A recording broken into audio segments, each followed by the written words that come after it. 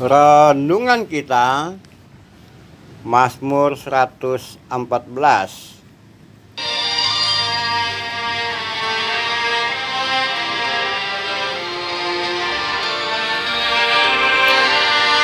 Hai laut, mengapa engkau melarikan diri? Hai sungai, mengapa engkau berbalik ke hulu? Hai gunung-gunung, mengapa kamu melompat-lompat seperti domba jantan? Hai bukit-bukit, mengapa kamu seperti anak domba?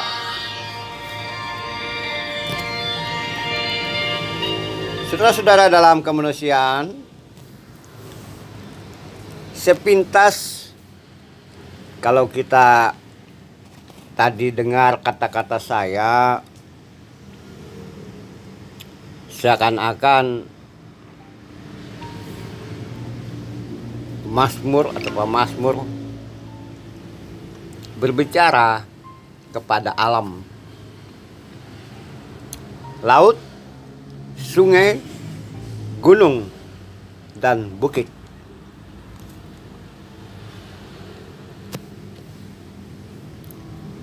Nah, kalau bagian ini kita masuk, untuk kita kejar catatan sejarahnya, jejak digitalnya juga, maka kita menemukan bahwa itu adalah catatan-catatan tentang peristiwa ketika Tuhan memimpin umat keluar, atau ketika Tuhan memimpin umat keluar dari tanah perhambaan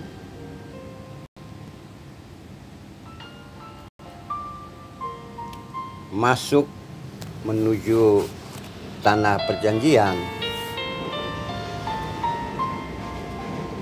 Nah, ada peristiwa-peristiwa yang terjadi sepanjang sekian puluh tahun mereka keluar itu, mulai dari menyeberangi laut, menyeberangi sungai, dan menyeberangi berhadapan dengan gunung, bukit, semuanya.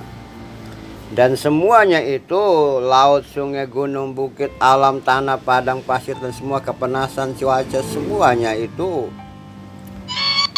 menjadi tantangan atau bisa juga merupakan sumber-sumber bahaya pada mereka, atau sekaligus menjadi jalan yang baik. Nah, ini karena Tuhan yang memimpin umat, Tuhan yang memimpin mereka, maka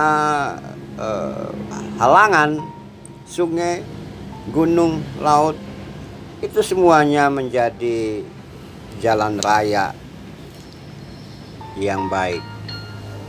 Sungai berbalik ke hulu, itu juga jelas pada peristiwa Yosua, gunung, laut, dan semuanya. Nah, semuanya itu menunjukkan pertolongan Tuhan atau pimpinan Tuhan, penyertaan Tuhan dalam perjalanan umat. Nah, saudaraku, dalam proses siarah sekarang ini, suara hidup dan kehidupan, perjalanan hidup dan kehidupan kita dari sekarang, dari lahir hingga nanti mencapai garis akhir hidup dan kehidupan itu, semuanya itu terjadi banyak hal yang terjadi. Mungkin saja sebagaikan masalah hidup atau segala sesuatu, bagaikan gunung yang tinggi, hutan belukar, padang gurun, atau kita terjemahkan dalam bahasa kita, ada kesulitan yang sangat kusut, tidak terurai, jalan buntu. Bahkan kita pernah mengalami hal-hal yang begitu rumit sehingga berbicara pun tidak bisa. Kita meraung, menangis, sedih, air mata bercucuran, semuanya terjadi.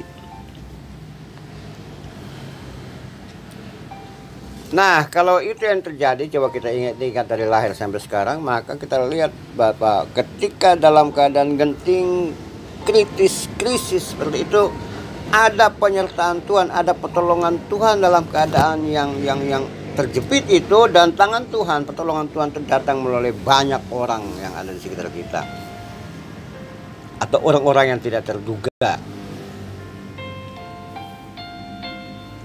Kalau kita ingat semua itu, mungkin kita tertawa, senyum saat ini, menangis, atau mengingat orang itu di mana ya yang dulu pernah menolong saya, bapak itu atau ibu itu, saudara itu. Itu adalah cara Tuhan menolong kita, menuntun kita, memimpin kita dalam keadaan krisis,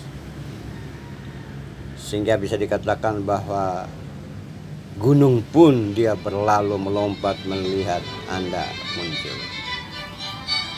Nah, sekarang ketika kita sudah pernah merasakan seperti itu, maka bagaimana kita harus melakukan satu refleksi bahwa karena Tuhan telah menolong, pernah menolong, maka kita akan lanjutkan hal tersebut dengan menyertai, dengan kesetiaan yang tinggi terhadap Tuhan, dengan interaksi yang baik dengan Tuhan, dan sekaligus kita tunjukkan kepada hidup kesediaan kepada orang-orang, kepada di luar kita, bahwa aku ada karena kesetiaan Tuhan pada saya dan aku setia kepada Dia. Mari kita menjadi orang-orang yang setia. Saudara-saudara, mari kita tunduk kepala. Tuhan, terpujilah nama-Mu ya Bapa, yang kami sebut sebagai Bapa dari kami, anak-anak-Mu. Jadikan kami sebagai hamba-hamba-Mu, anak-anak-Mu yang selalu setia, karena kesetiaan-Mu kepada kami sejak masa lalu hingga sekarang.